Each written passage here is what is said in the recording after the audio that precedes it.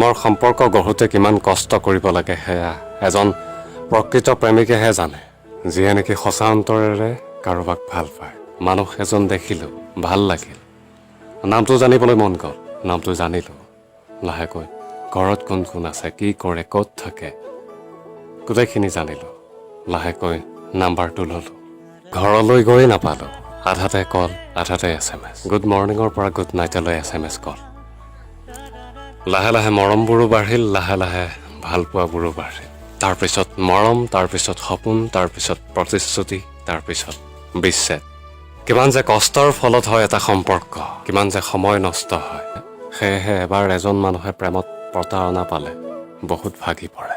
তেওঁৰ হৃদয়ত আৰু কেতিয়াও প্ৰেমৰ বেহেলা নাবাজে। এজন মানুহ যদি বেয়া হয় তেওঁক বুজাই পৰাই ভাল মানুহ কৰিব পাৰি, কিন্তু এজন স্বভাৱ বেয়া মানুহক কেতিয়াও ভাল স্বভাৱৰ মানুহ কৰিব নোৱাৰি।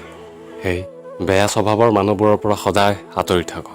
এই মানুহবোৰৰ সৈতে যদি আপোনালোকে বন্ধুত্ব কৰে, কেতিয়াবা আপুনি লাজ পাব পাৰে, হয়তো কেতিয়াবা আপোনাক ভাল পোৱা মানুহবোৰো আপোনাৰ পৰা আঁতৰি যাব পাৰে।